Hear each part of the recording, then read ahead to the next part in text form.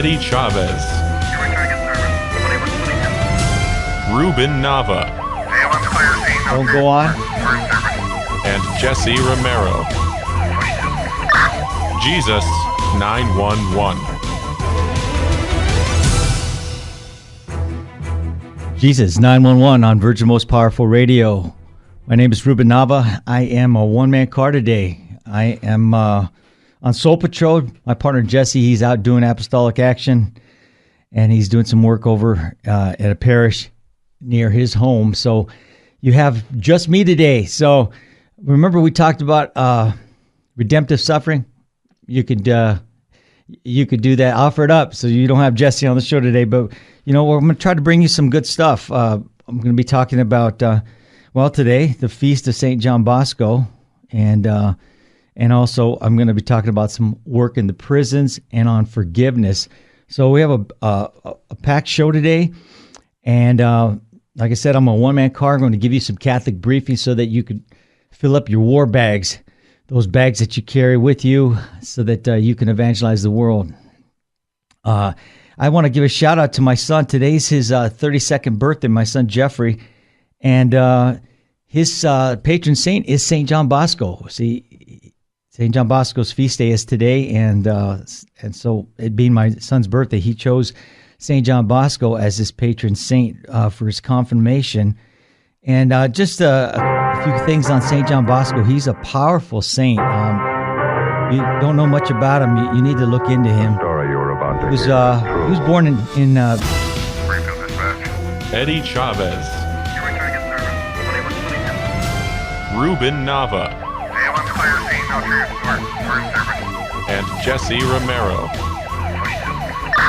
Jesus 911. Jesus 911 on Virgin Most Powerful Radio.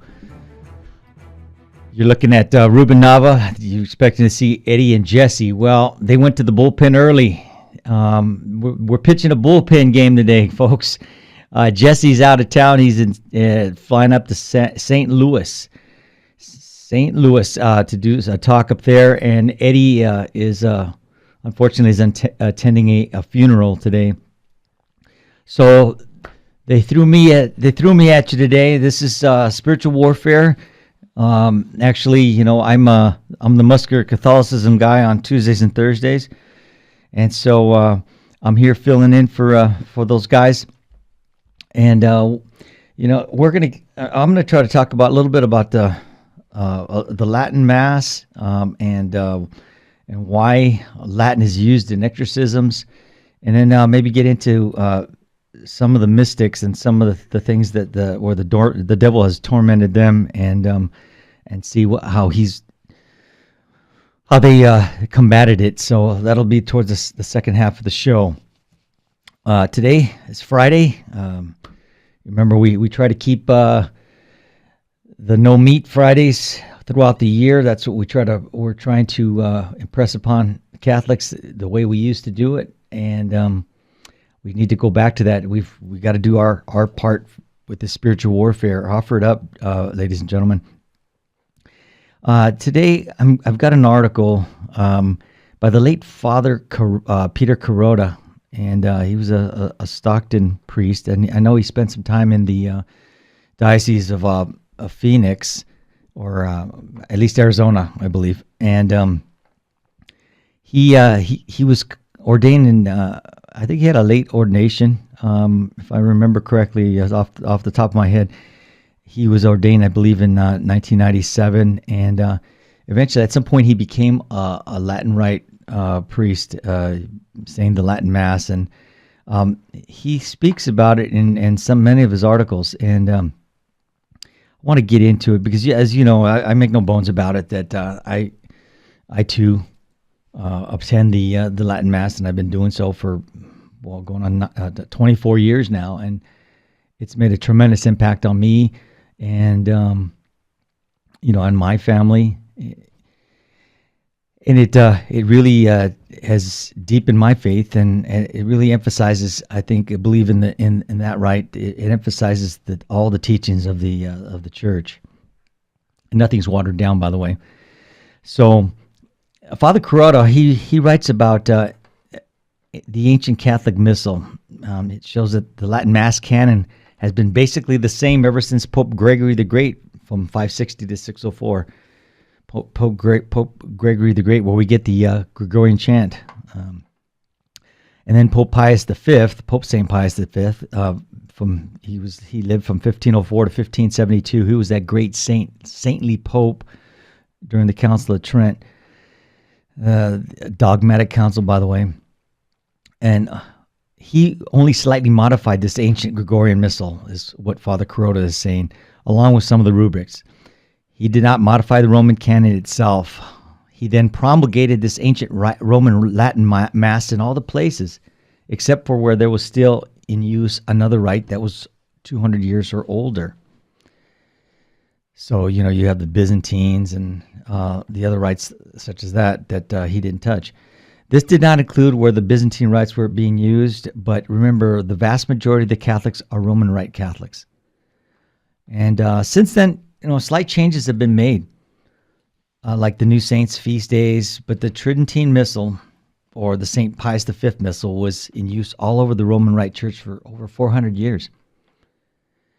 But then, as we know, in 1965, the Tridentine Missal was translated into the vernacular, in our case, English, and no longer was obliged to be offered in Latin only. So they gave us we were able to use the vernacular. The Novus Ordo Missal, the new Mass of Pope Paul VI, was promulgated and began being offered all over the Roman Rite world in December 1969. The Latin Tridentine Mass was then suppressed by the Church, except in a few places, and for old priests who did not want to offer the new Mass or could not learn it. But I would say it was not abrogated, so it was never taken away. Okay, it was suppressed by the modernists, and we know that if they really wanted to just change the language, we had, in our Catholic missals, we have in my missal I have Latin on one side, English on the other side. They could have simply just used the English if that's what their goal was to just use it, say it in the vernacular, so they could. They thought maybe we would get more people participating in the Mass. But that's not what they did. They pretty much gutted the Mass. It's still a valid Mass, but a lot of prayers, a lot of grace was taken from it. The prayers at the foot of the altar when we start the Mass in the Latin Mass. The prayers at the end, the Leonine prayers, and we've spoken on this subject several times. The prayers that Pope Leo inserted way back when, after his infamous dream. That dream where he saw Satan asking Jesus for permission to attack his church. And those prayers were removed, folks, the Leonine prayers, including the St. Michael prayer. Just to give you an example, and they take a lot of the saints out of there because, as we've spoken about, they were trying to appease many of our separated brethren, the Protestants. And in fact, there were 6 Protestants that sat in on Vatican II. Never before in the history of the Church did we have a Protestant sitting in on a council. But so they definitely had some input, and we'll get back to that. I hear a break. We had some technical difficulties. We think we got that all fixed. So if you're wondering why we started a tad late, that was the case. But you're listening to Jesus 911, and you're listening to Ruben Nava pitching out of the bullpen today. We'll be back after this short break.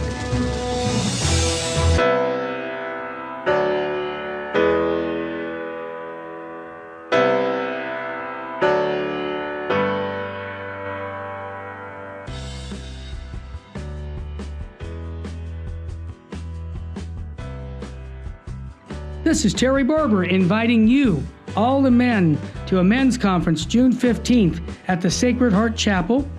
This is going to be a day where we're going to talk about true masculinity. There's a problem in the Catholic Church today. We have very few men who love the Catholic faith. And I know a lot of the wives that I'm listening to right now saying, I want my husband to be on fire for the faith. Send him to the men's conference. Your son, send him to the men's conference by going to virginmostpowerfulradio.org or call 877-526-2151. That's June 15th. When your husband comes back from this conference, or your son, they're going to have a different view about their Catholic faith, because they're going to meet three men who love Jesus and his bride, the church, and are going to instill in them a love for Christ and his church, the Eucharist, Our Lady. Bring them to virginmostpowerfulradio.org. Sign up there or call 877-526-2151. Full sheen ahead. It is only because of your continued prayers and generous donations that Virgin Most Powerful Radio can broadcast live each weekday.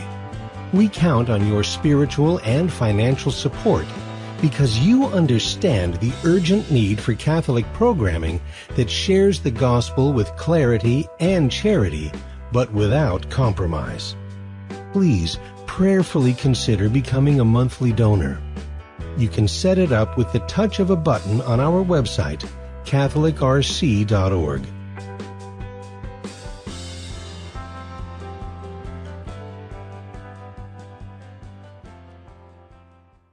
Buying or selling your home or your business property? This is Terry Barber. Real Estate for Life underwrites the Terry and Jesse Show.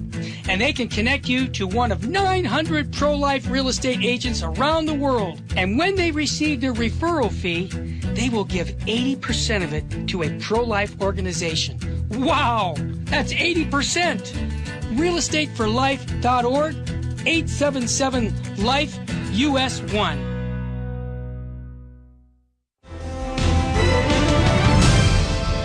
Now, back to Jesus 911. If this call is not an emergency, dial 888-526-2151. Jesus 911. You've got Ruben Nava. I'm a one-man car. I'm solo today. I've got my partner Jesse's out flying to St. Louis, and we have Eddie attending a funeral. So they've got me filling in today on spiritual warfare. I've been talking about the Latin Mass, the first segment, and we're going to pick up where we left off. And you know, I was mentioning that a lot of the prayers were changed, and it's a shame. I mean, when we look about, let's say, the just something as simple as the Confiteor, and I remember, and when my mom taught me the old Confiteor that we say in the Latin rite, and it's almost hard to remember it in English now because I've been saying it so long in Latin. But it goes, I confess to Almighty God and Blessed Mary, ever Virgin, Blessed Michael the Archangel, to the holy apostles Peter and Paul and all the saints, that I have sinned exceedingly in thought, word, and deed, through my most grievous fault. Therefore I beseech the Blessed Mary, ever Virgin, Blessed Michael the Archangel, and it goes on. And but in the new rite, they've taken out many of those saints. Because, well, we're trying to be politically correct. I believe that our separated brethren don't pray to saints. So the new rite, and you know it better than I do, it's, I confess to Almighty God and to you, my brothers and sisters, that I've greatly sinned through my fault, so that's just a brief example of what they did to the new Mass. And it's a shame, so that we're missing out on a lot of the saints that are removed from the church, from the Mass, from the liturgy. So let's go on. At the time, so at the exact time that Latin was being removed from the Catholic Church's sacraments, this was in the 60s. Remember, we had the sexual revolution. All hell broke out in the world. Many attribute the breakdown, Father Carrata is saying, of society and the downfall of the Catholic faith to the drug, sex, and rock and roll revolution of the 60s. He contends that it was the devil and his friends, the demons, who brought on the revolution, which is, I'm sure that's true. We can all agree on that. Remember that the devil hates Latin and the sacred, ancient Latin sacraments, the rites and prayers of the Catholic Church. So you can see that it was precisely when Latin was being removed from 65 to 69 that all hell broke loose. Priests were leaving the priesthood. Nuns were shedding their habits and leaving to go live in the world, and they were leaving to get married, and a lot of things were happening in the 60s. And, not only was the Mass changed, but all the sacraments, all the form to the sacraments were changed. So I've talked to priests and that truly believe that the efficacy of a lot of these sacraments was diminished because of the changes in the form. Remember, we have matter and form for the sacraments. Like baptism, the matter is the water, and the form are the words. So many ask why the devil hates Latin, and why it's used in exorcisms and has power over the devil. The answer is that ecclesiastical Latin is a sacred language that was reserved only for the divine service of the Church of God in prayer and in the sacraments. There's classic Roman Latin of Cicero that's also studied today, but it's significantly different for the sacred ecclesiastical Latin, is what Father Carota is saying. Our profane language is English. It's used to cuss with, to curse with, to gossip with, to lie with, to deceive with, to corrupt souls with, along with all the other common ways it is used to communicate with. And remember, English changes. If I was to say, "Oh, that young boy is gay," 60 years ago, that would mean that he was happy. Now, that same word means that he is attracted to the same sex. I'm just giving you an example.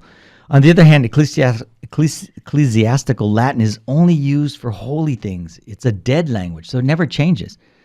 That does not change and has been reserved for centuries just for prayer, especially for the Latin Mass. For this reason, the devil hates it. It is so sad when Catholics, they say they hate the Latin Mass. And I know, friends, they don't say it to me. They don't say it to my face, but I know that some of them, they look at me sideways when I mention, and I'm pushing the Latin Mass on people because I see what it does to families, what it does to souls. And they literally say they do not like it, or in some cases they say they hate the Holy Latin Mass just because it's in Latin. And that's sad. They also say that they do not want to go because they cannot understand what is being said. Oh, how many times have I heard that? I tell them, please. This is what Father Carota is saying. He says, I tell them, please, God gives you everything all week long, 24/7. Can't you just offer God 1 hour in sacred prayer the way he likes it? Why hate what the devil hates? Why hate what the devil hates? Why not love what God loves? Father Carota goes on to say that the proof that God loves the Latin Mass is that it was he that had his church offered it that way in the Roman Rite Church for the last 1800 years. I would say that's a good sign that God loves the language. The only other answer is that God and his church had it wrong all those years, and finally 1800 years later we got it right. How absurd is that? That's not even a rational thought. He goes on to say, my theory is that when the popes removed Latin from the Roman Catholic Church and suppressed the Tridentine Mass, that is what allowed all hell to break out on earth. We need to return to the Latin Mass and other Latin rites and prayers to fight the devil. And the great Saint Padre Pio, he died in 1968. So right when the changes were going on, and he never said the new Mass. He was asked by the Holy Father to turn around and face the people, and he did so. And it's my understanding on Mass, and he died shortly thereafter. So he never had to say the new Mass, and perhaps that was a gift from God. But he's the one who also tells us that we could live a day without the sun before we could live a day without the Mass. That's how powerful the Mass that he was speaking of is. So Father Carota goes on to say, I talk about the Roman Rite or Roman Catholic Church because Latin is our sacred language. Other rites use other sacred languages like Greek, Russian, Aramaic, but most of these rites have not had their divine liturgies altered since Vatican II and are still basically in the ancient form. And he goes on to say, let's all do our part to get rid of hell out of this world by bringing back the Latin Mass, all the Latin rite sacraments, and all the exorcisms. We are so blessed to be traditional Catholics and have these nuclear weapons to fight the devil. That was Father Kuroda, and he passed away July of 2016. Rest in peace, Father Kuroda. Pray for us. And, a friend of the show, Father David Nix, I saw that he wrote something right after his Father Kuroda's death. Apparently, Father Kuroda played a big role in Father Dave's remaining a priest and saving his priesthood, is what he says. And I'll just share a little bit of Father Dave Nix's thoughts, because we will have Father Dave on again. Like I said, he's a friend of the shows, and he too, he's been a priest for 8 years. If you remember our conversation with him, and he's been doing exclusively the traditional Latin Mass for the last 4 years. And Father Kuroda, he says, Father Dave Nix says that so for the upbuilding of the church, I must describe more of this man to you. He's speaking about Father Kuroda. Many of you knew him to be an intractable champion of orthodoxy and tradition, but I want to highlight some lesser-known virtues of this priest of God who brought truth and light during the time of darkness. First, Father Kuroda wasn't just a champion of the ring or a mighty-whitey priest of the traditionalism. When I first walked into his low mass on a hot weekday in a poor segment of Phoenix, I could not believe my eyes. I saw from 50 to 100 Mexicans listening to him preach in Spanish. This was a Thursday afternoon, not a Sunday morning. Many priests today talk about social justice, but still want the finest parish. Father Kuroda spent his very last years bringing the fullness of Jesus Christ and his church to the poor by day and you readers by night. The Mexicans, with or without papers, responded in droves to his charity and his truth. Father Kuroda was unafraid to point out that bad leadership in the church would lose many souls, but he never doubted the very words of the living Son of God. And I tell you, you are Peter, and on this rock I will build my church, and the gates of hell shall not prevail against her. Matthew 16:18. He loved the church. He believed in her. I personally believe he died for her, perhaps to pave a smoother path for a younger, more arrogant, traditional priest like myself, that we may begin to live not only truth, but holiness and humbleness of love and love. Yeah, and you could go on and read Father Dave on his blog. On that's Father Peregrino. Padre Peregrino is his handle name, his name, to look him up, or just you can Google Father Dave Nix. But he's speaking of Father Kuroda, and I highlight that because we need more holy priests. We need priests that are going to speak the truth in charity, and to go back to where they're back to their roots, and strengthen the church with the powerful prayers of the Mass and the sacraments. Now we're going to talk about why the devil hates Latin, okay, and why the priests use Latin in the exorcisms. So there's an article that I'm looking at here. It's from an individual by the name of David Clayton, and he's talking about a conference that he went to with a priest by the name of in San Jose, Father Gary Thomas. I haven't heard of Father Thomas, but it's quite interesting what this individual says about what he had to say. So he says he just attended a talk by the exorcist for the Diocese of San Jose, Father Gary Thomas. And he is the subject of a book and a film called The Rite, starring Anthony Hopkins. I'm not familiar with that movie, but some of you listeners may have seen it. I'm sure Jesse and Eddie probably know what that is. The talk was organized by a group called Catholics at Work. He says Father Gary was a great speaker. He described how almost by accident, and after 20 years as a parish priest, he found himself sent to Rome to learn how to perform the rite of exorcism. He was very clear in saying that, in his opinion, the recent rise in interest in the New Age paganism has opened the door to adherence to the occult for greater numbers of people than before, which in turn opens the way to diabolical possession. He has always been inundated with requests even before the publicity. We're going to hold that thought. We're going to come back to this article and talk about why. Why does the devil hate Latin, and why do they use Latin in the exorcisms? Listen to Jesus 911. We'll be back.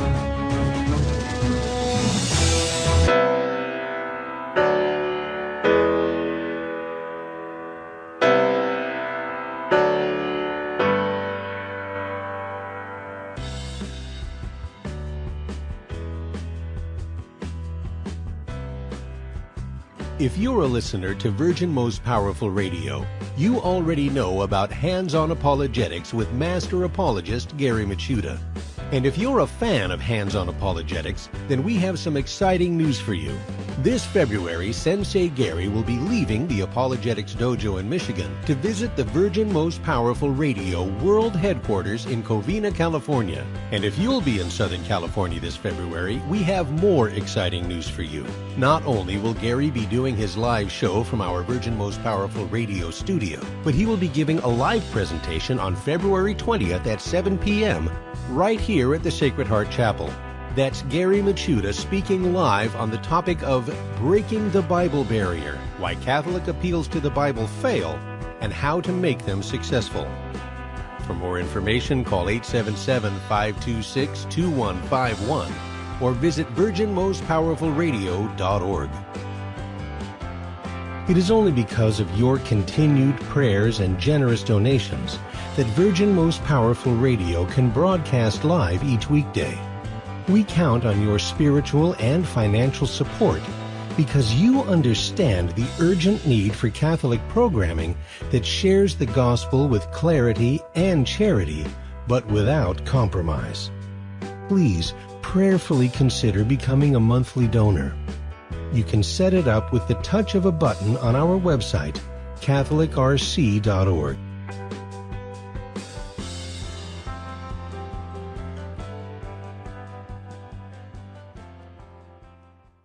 Buying or selling your home or your business property? This is Terry Barber. Real Estate for Life underwrites the Terry and Jesse Show, and they can connect you to one of 900 pro-life real estate agents around the world. And when they receive their referral fee, they will give 80% of it to a pro-life organization. Wow, that's 80%. realestateforlife.org, 877-LIFE-US1.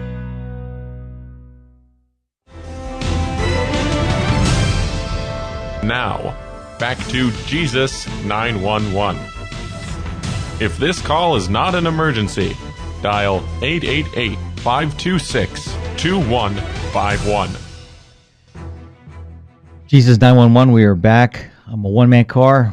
I'm 10-8. I'm giving you some Catholic briefing so you can go out there and fill up your war bags and get out there and evangelize, bring people to Christ, and bring people to Christ's church.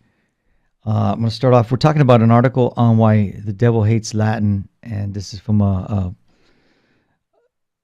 exorcist priest from San Jose. He and a gentleman who wrote the article is commenting on what he learned from Father Gary.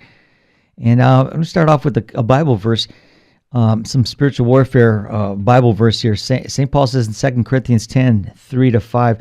For though we live in the world, we do not wage war as the world does. The weapons we fight with are not the weapons of the world. On the contrary, they have divine power to demolish strongholds. We demolish arguments and every pretension that sets itself up against the knowledge of God, and we take captive every thought to make it obedient to Christ. And St. James says, submit yourself to God, resist the devil, and he will flee from you. So what is Father Thomas saying about this Mass and or using Latin in the exorcism rites? The article says, I wanted to pass on one more little comment that he made almost in passing. I do not know where he stands. This is the priest he's talking about. Liturgically, in regard to the Mass, there was nothing in what he said that led me to believe that he celebrates the Latin Mass, for example. However, he did explain that the rite of exorcism is only said in Latin. One reason is practical. There is no approved translation in English as yet. He gave another reason why he was so strongly in favor of the use of Latin in the rite of exorcisms. He says the devil hates Latin. It is the universal language of the church. I asked him about this afterwards, and he repeated it, saying that it's his experience as an exorcist who has performed many, many exorcisms have convinced him of this. And he told me that he heard from exorcists who did exorcisms in Italian, Spanish, and Portuguese, the only other approved vernaculars for this rite, that Latin was the most effective language. And on this show, you've heard Jesse speak of that, and his own experience and doing deliverances and helping priests. He too has seen that, he says that that Latin he's seen it with his own eyes, has a tremendous effect on those that are possessed or demonized. I would just say that exorcism is a prayer, but it's a prayer with a specific purpose. Unlike any other kind of prayer in the church. And what happens in a successful exorcism by God's power and His will, it's beyond all our understanding. But it's done in a way other than any other rite of the church. And Father Thomas, who's being quoted in this article, he's not the first priest to say this, that he knows that Latin has a tremendous effect on the demons, and it's not a phenomenon. Devils hate everything about the rites by which the church exercises its power to bless and sanctify. And I've heard that and Jesse has told me too that he also doesn't like Greek or Hebrew, some of the original languages. This is also why possessed persons have been known to react violently when sprinkled with holy water, and they try to resist being brought into the churches or contact with other sacred objects such as rosaries and crucifixes. The other thing too is that Latin, as the official language of the church, it's remember Pope Pius XII. He in his encyclical Mediator Dei, he said the use of Latin language prevailing in a great part of the church affords at once an imposing sign of unity, an effective sign of safeguard against the corruptions of doctrine. That's a key word, that unity, because we know Satan is about disunity, disorganization, confusion, and he hates it when there's unity in our church. I remember Jesus' famous prayer in John 17:21, Lord, Father, I pray that they may be one, as you and I, Father, are one. Because that's pleasing to Him. That's pleasing, and it's attractive when we have disunity and there's disorganization and chaos going on in the church. Satan's sitting there with a big smile on his face.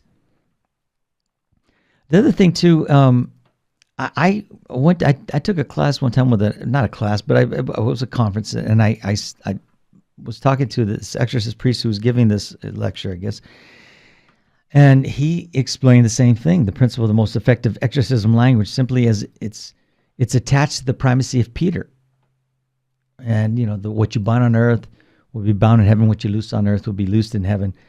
And Latin is the official language of the church. And it was given to us, as by the successor of Peter in the 4th century, and affecting the primacy of Latin being abound also in heaven. Thus, the strength of Latin when used in exorcisms over other languages. Remember, the Latin Vulgate is the official Bible of the church. The great Saint Jerome translated the Greek Septuagint to Latin, and that remains our official Bible.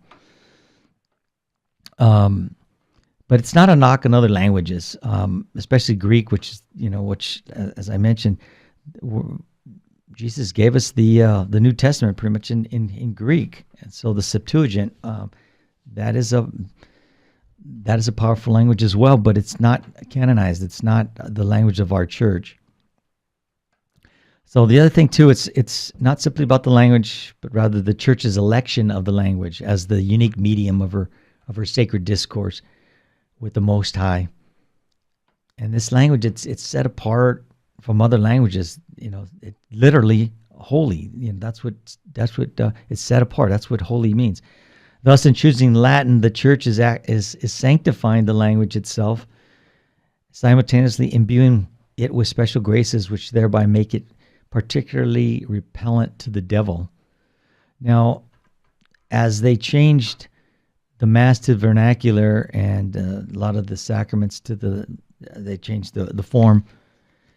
You could go to before 1965, you can go to any country and go to a Catholic church, and you could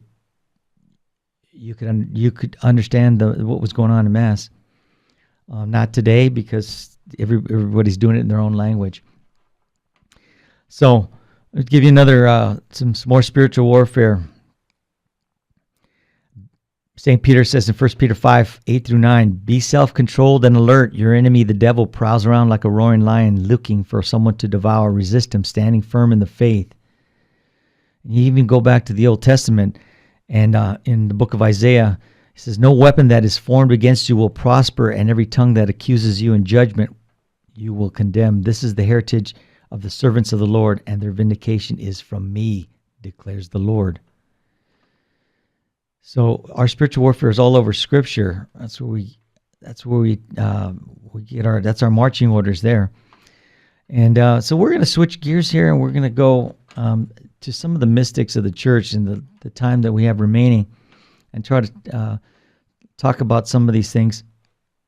In the battle for souls, and some of the great mystics and the saints of the church have been attacked. You could read, Padre Pio, Saint John Vianney, and a lot of the great saints have been attacked by demons, and physically attacked. They used to do battle with them in their rooms.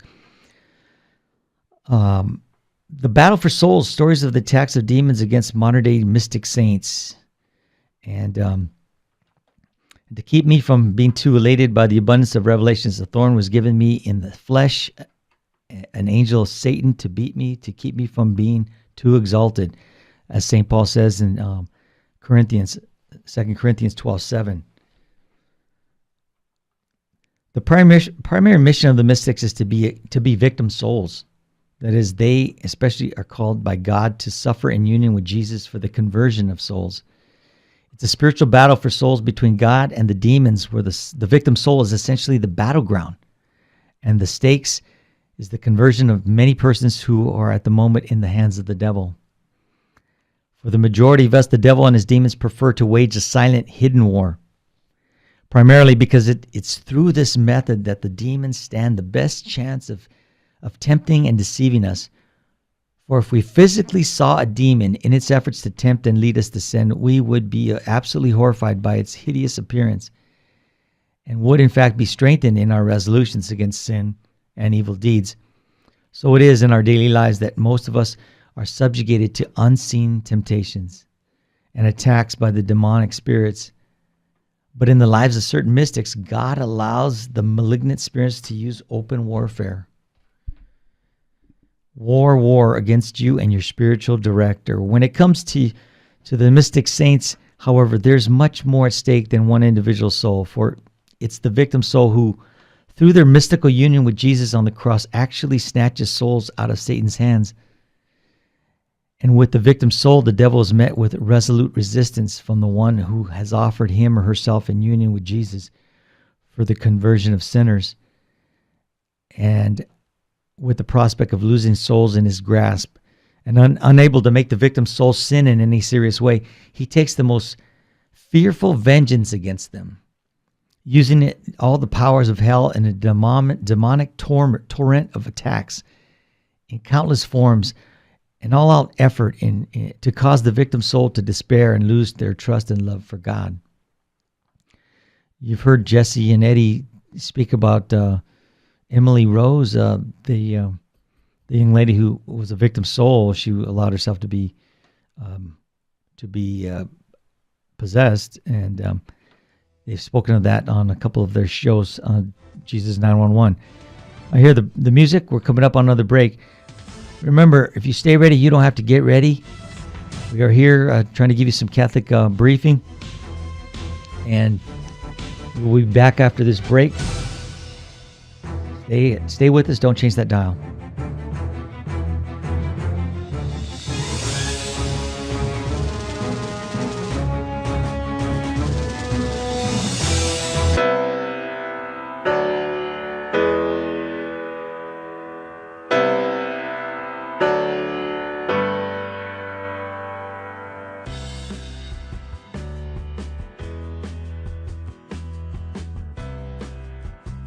This is Terry Barber inviting you, all the men, to a men's conference June 15th at the Sacred Heart Chapel. This is going to be a day where we're going to talk about true masculinity. You know, there's a problem in the Catholic Church today. We have very few men who love the Catholic faith. And I know a lot of the wives that I'm listening to right now saying, I want my husband to be on fire for the faith. Send him to the men's conference. Your son, send him to the men's conference by going to virginmostpowerfulradio.org or call 877-526-2151. That's June 15th. When your husband comes back from this conference, or your son, they're going to have a different view about their Catholic faith, because they're going to meet three men who love Jesus and his bride, the church, and are going to instill in them a love for Christ and his church, the Eucharist, Our Lady. Bring them to virginmostpowerfulradio.org. Sign up there or call 877-526-2151. Full sheen ahead. It is only because of your continued prayers and generous donations that Virgin Most Powerful Radio can broadcast live each weekday. We count on your spiritual and financial support because you understand the urgent need for Catholic programming that shares the gospel with clarity and charity, but without compromise. Please prayerfully consider becoming a monthly donor. You can set it up with the touch of a button on our website, catholicrc.org.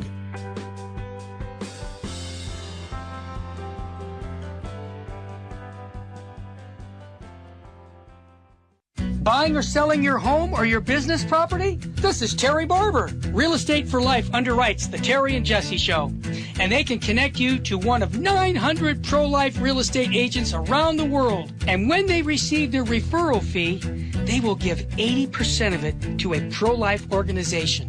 Wow, that's 80%. realestateforlife.org, 877-LIFE-US1.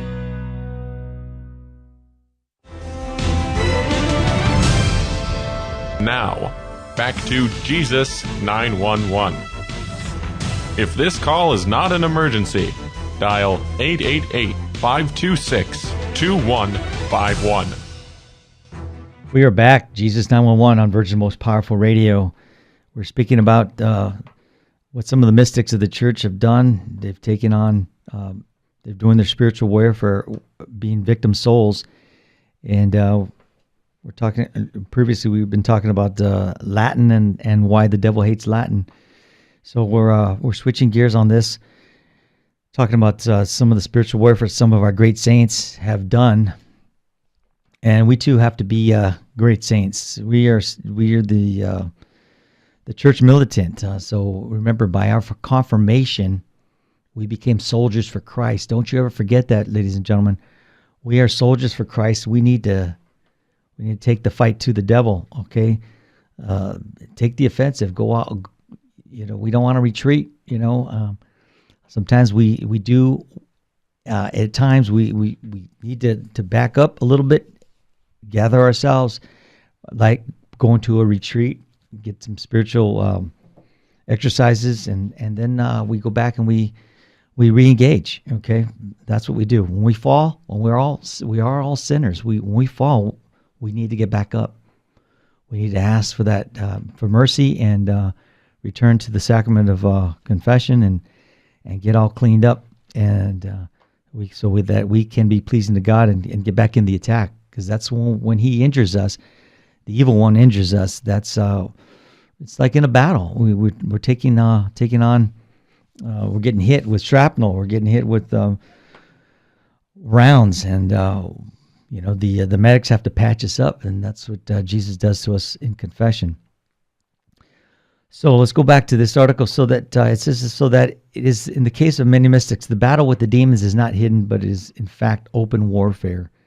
And this open battle is permitted by God to manifest to everyone the reality of both the devil and hell, which unfortunately many today try to disclaim the existence of. We know that we've spoken of that in the previous shows, and how many of our prelates, they no longer believe in Satan. They no longer believe in hell, and that everybody goes to heaven. Universal salvation, which has never been taught in the church. Jesus never taught that. For the devil and the demons are very much a reality, and in their dealings with God's mystic saints, they show themselves in the most horrid and undisguised perversities of their vicious and corrupt nature, in the wicked hope of snatching from Christ the souls he loves, and for whom he has paid such a high price in the shedding of his precious blood. As Scott Hahn likes to say, he paid a price he didn't know because we owed a price we couldn't pay. He paid a price he didn't know because we owed a debt. He paid a debt he didn't know because we owed a debt we couldn't pay. These battles between the demons and the victim souls are often epic and terrible to witness or to even read of. Just one of the many examples we will document below be that of Saint Hema Galgani, who died in 1903, the devil in the form of either a hideous, hairy, ape-like man or sometimes in the form of a black dog, who would grab her by the hair and rip her out of bed onto the floor, taking out clumps of hair in the process, and would proceed to beat her mercilessly, dislocating her shoulder among many other things in the process, horribly cursing God and shouting, "War against you and your spiritual director." Those interested in can read about Hema's epic battles against the demonic. You can look her up. But for the many reasons that God allows such diabolic and hellish attacks in the lives of the mystics, certainly one of these reasons is to teach us to have a great horror for grave sin.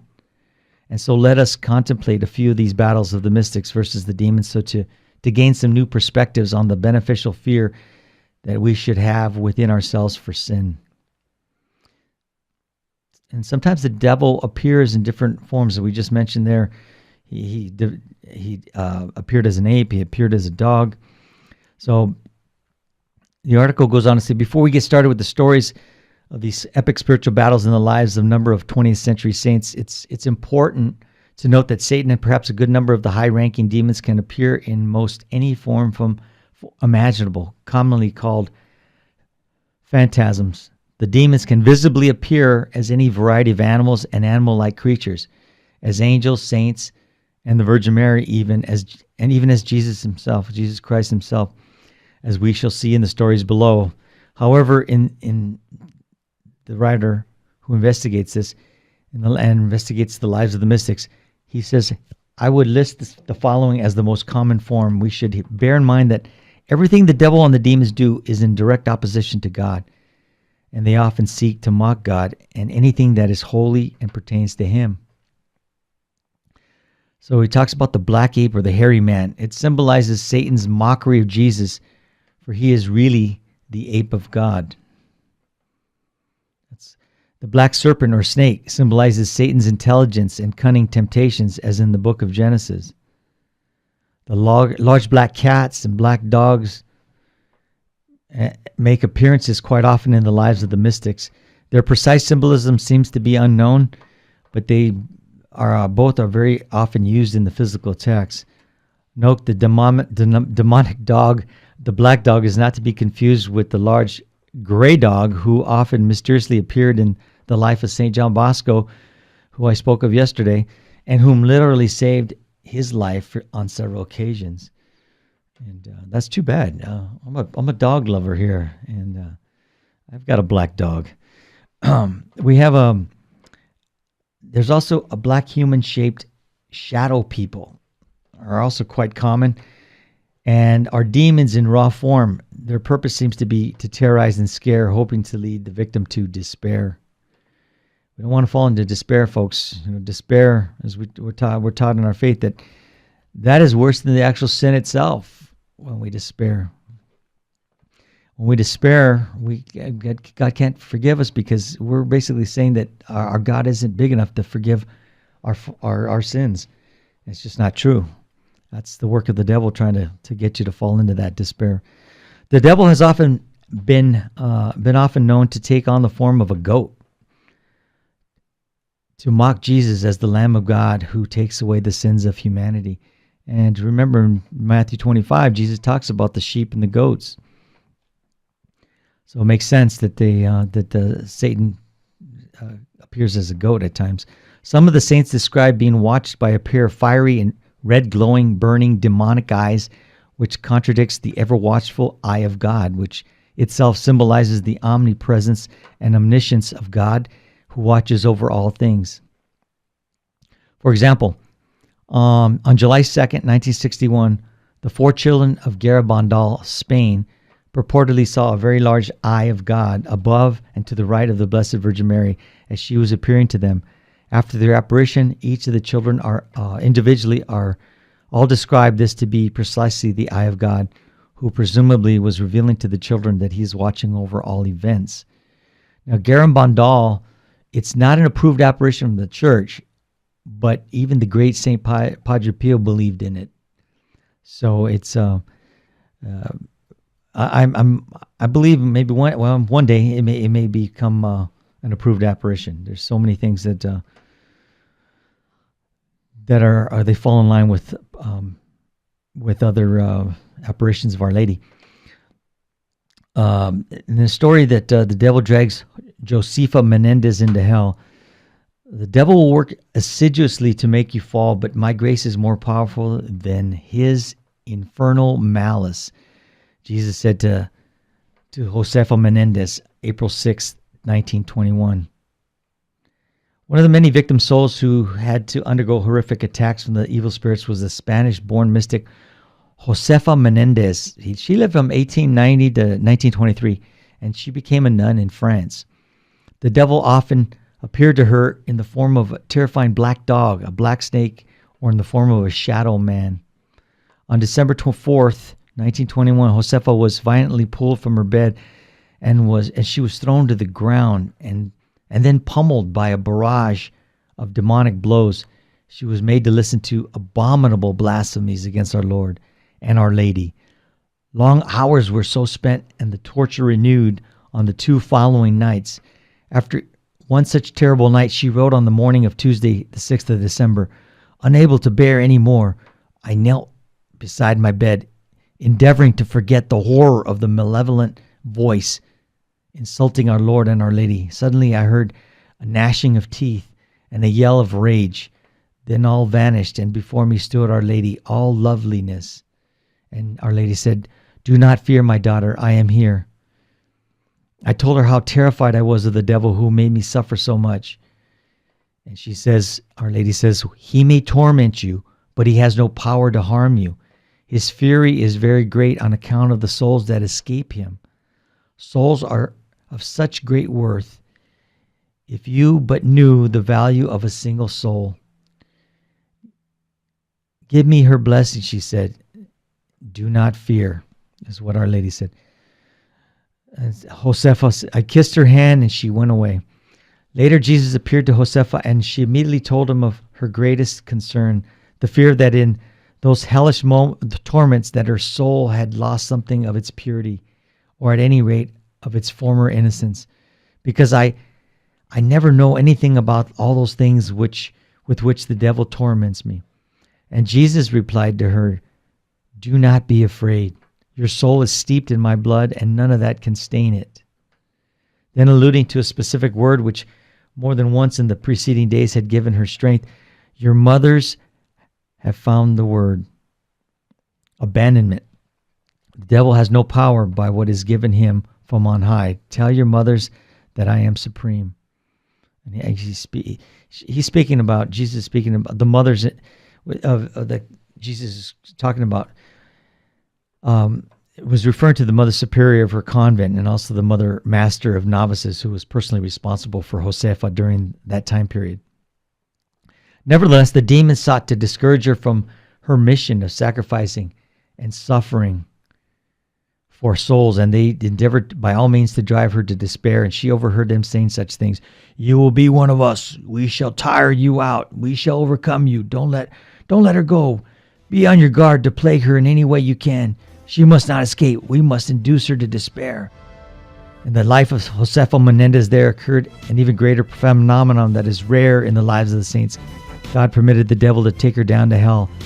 And there in hell, she spent many long hours, sometimes a whole night, in unspeakable agonies, though she was dragged down the bottomless pit more than 100 times. Each sojourn seemed to her to be the first and appeared to be the last, countless ages. Wow, powerful. The devil is real, folks. Resist him and do your spiritual warfare. If you don't have Jesse's book, Lord, Prepare My Hands for Battle, I'm going to give it a plug here. A lot of great prayers, and I'm holding it up here for the camera. A lot of great prayers in there. Be all prayed up. Thanks for being with us. Stay tuned for Hands-On Apologetics. Have a great weekend. God bless. Keep the faith. Saint Faustina's Prayer for Priests. O my Jesus, I beg thee on behalf of the whole Church, grant it love and the light of thy Spirit, and give power to the words of priests, so that hardened hearts might be brought to repentance and return to thee, O Lord. Lord, give us holy priests. Thou thyself maintain them in holiness. O divine and great High Priest, may the power of thy mercy accompany them everywhere, and protect them from the devil's traps and snares, which are continually being set for the souls of priests. May the power of thy mercy, O Lord, shatter and bring to naught all that might tarnish the sanctity of priests. For thou canst do all things. Amen. Virgin most powerful, pray for us.